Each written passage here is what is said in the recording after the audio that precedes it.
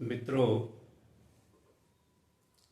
आजकल हम लोग स्वास्थ्य के विषय में बहुत सजग हैं, होना भी चाहिए।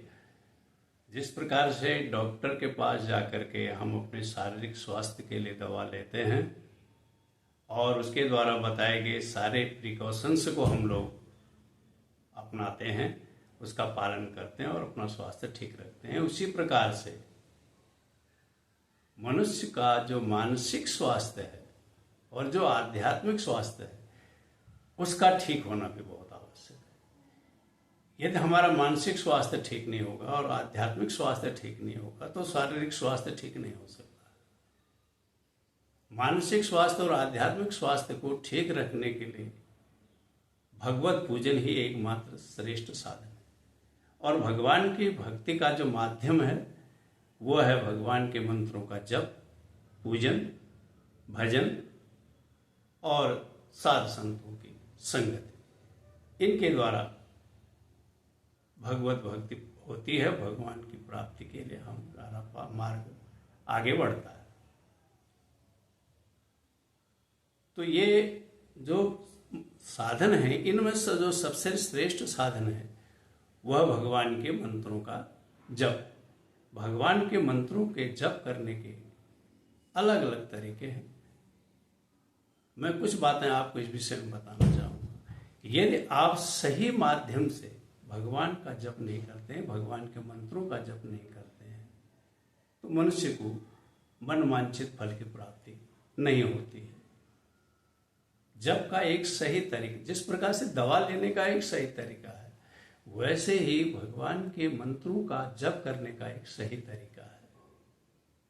सबसे पहले भगवान के मंत्रों को जप करने के लिए हमें गणना करनी पड़ती है कि कितने मंत्रों का जप हमने किया, कितना हमें और करना है, क्योंकि हर एक मंत्र की सिद्धि के लिए संख्याएं निश्चित हैं और उनकी गणना करने के लिए हम या तो माला का सहारा लेते हैं या फिर अंगुलियों का सहारा लेते हैं।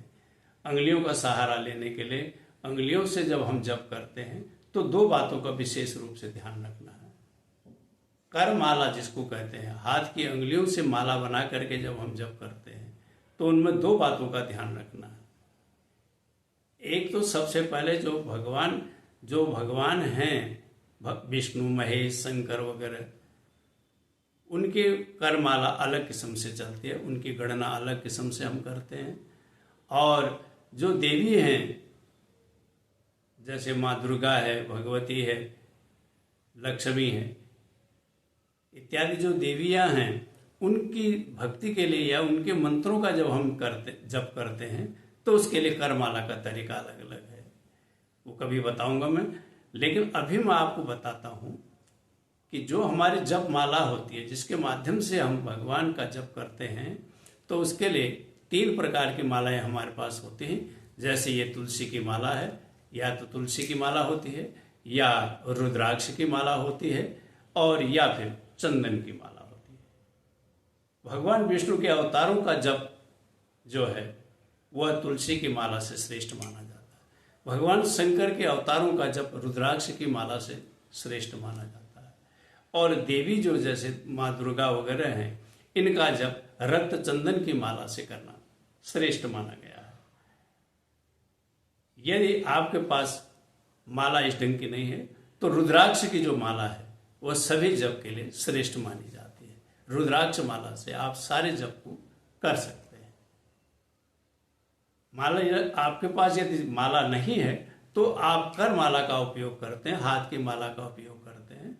हाथ की माला का उपयोग करने के लिए आप ध्यान रखेंगे 2 बातों का मेरी दृष्टि से, कि आप अंगुलग्रेत यज्जप्तम, अंगुलियों के अग्रभाग से यदि हम मंत्रों की गणना करते हैं, अंगुलियों का अग्रभाग, ये जो ऊपर का हिस्सा होता है, इनका उपयोग जप के लिए नहीं किया जाता है। अंगुलियों के अग्रभाग से यदि आप जप करते हैं तो वो जप फलदायी नहीं होता है, वो निष्फल हो जाता है, उसका लाभ आपको नहीं मिलता है।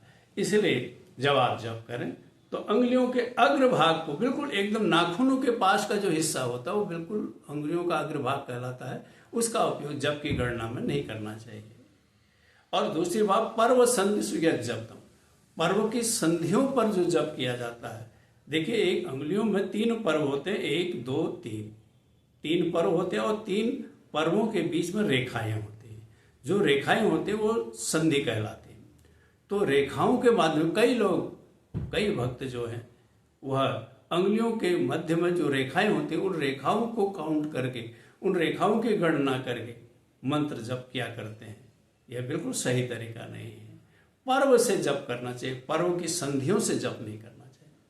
तो 2 बातों का ध्यान रखेंगे, एक अंगुलियों के अग्रभाग से जप नहीं करेंगे और एक पर्व की संधियों से जप नहीं करेंगे। इनसे जप करने से जो है वो जब हमारा निष्फल हो जाता है, उसका फल नहीं मिलता है। क्योंकि आप, कई लोग ये कहेंगे भाई ऐसा क्या करना, हमको तो गणना करनी है कई तरीके से, कैसे ही कर लें। लेकिन आप दवा खाते हैं तो दवा में आप ऐसा नहीं करते, दवाई तो खानी है, कैसे भी खा लें, वो तो हमको फायदा ही करेगी। नहीं, डॉक्टर जितना जिस तरीके से जैसी डोज बताता है, जिस तरीके से खाने के लिए कहता है, तभी वो फलदायी होता है, तभी उससे आपका रोग नष्ट होता है। ऐसे ही जप का भी जो वैदिक विधान बताया गया, ऋषि मुनियों ने जो तरीका बताया गया है जप करने का, उस तरीके से यदि आप जप करेंगे तभी वह जप आपका फलदायी होगा, अन्यथा नहीं होगा। और यदि आप माला से जप कर रहे हैं तो माला में जप करते समय ये ध्यान रखेंगे 2 बात का, कि ये जो सुमेरु कहलाता है, इस सुमेर के द्वारा जप नहीं करें, इसका उल्लंघन नहीं करेंगे। जब आप यहाँ से गणना शुरू करते हैं और यहाँ करते करते जब आप ऐसे माला को घुमाते घुमाते यहाँ तक पहुँच जाते हैं, तो उसके बाद 108 बार आपने जप कर ले, अब आपको और ज़्यादा जप करना है, तो आप इसको जो है लांघेंगे नहीं। यदि आप इसको लांघ करके फिर से आप आगे बढ़ेंगे तो जितना आपने 108 जप किया है उसका फल माइनस होता चला जाएगा, कम होता चला जाएगा और अंत में यहाँ आने पर 0 हो जाएगा, आपको फल की प्राप्ति नहीं होगी। तो कभी भी सुमेरु का लांघ करके यदि आपको आगे गणना करना है तो माला को आप घुमा लीजिए, फिर से आप जप करेंगे। ये जप करने का तरीका है, इस प्रकार से आप जप करेंगे। तो जप करते समय, भगवान का जप करते समय यदि आप करमाला बना करके जप कर रहे हैं तो आप अंगुलियों के अग्रभाग से जप नहीं करेंगे।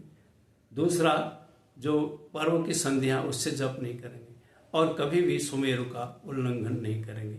इस बात का ध्यान रखेंगे। इसके अलावा जो माला है, माला को पकड़ने का तरीका ये एक निश्चित तरीका है कि ये जो हमारी 2 अंगुलियां हैं, ये कनिष्ठिका है, ये अनामिका है। अनामिका अंगुली के ऊपर ऐसे माला रखी जाए और ऐसे माला रख करके इसके जो मध्यमा अंगुली है इसके सहारा लेकर के और पीछे से अंगूठे का सहारा, अंगूठे का अग्रभाग नहीं, ये वाला हिस्सा, इसका सहारा लेकर के और इस अंगुलियों के इधर का हिस्सा, इसका सहारा लेकर के आप जो है ये थोड़ा सा आपका अंगूठा सहारा करेगा और इसको जो मध्यमा अंगुली है ये आपके माला को रोके रहेगी। ऐसे करके आप इस प्रकार ये हमेशा ऊपर रहेगी, इस बात का ध्यान रखेंगे। इसके अलावा एक बात और ध्यान रखने वाली बात है कि जब हम माला जप करते हैं तो ये खुली माला हमारी नहीं होनी चाहिए। ये खुली माला यदि होगी तो हमारा जो बाहर के जो वातावरण में अनेक जो ऐसी शक्तियां हैं जो आपके जप को फलदायी नहीं होने देते हैं, आसुरी शक्तियां जिनको कहते हैं, वो आपके जप का फल अपनी ओर लेने की कोशिश करेंगे तो आपका फल नष्ट हो जाएगा। इसलिए पहले या तो आपके पास गोमुखी हो, इसके अंदर माला को रख करके जप करें, और यदि आपके पास ये गोमुखी नहीं है तो कोई भी अंगूछा लेकर के आप उस माला को ढक लें और ढक करके भगवान का जप करें। तो अभी इस वीडियो के माध्यम से इतनी ही बातें, आगे अगले वीडियो में और बातें भी मैं आपको बताता हूँ किस प्रकार से हमें जप करना चाहिए, इसका हमें ध्यान रखना होगा। और मेरे इस वीडियो को सुन करके लाइक करें, शेयर करें और सब्सक्राइब करें। बहुत बहुत धन्यवाद।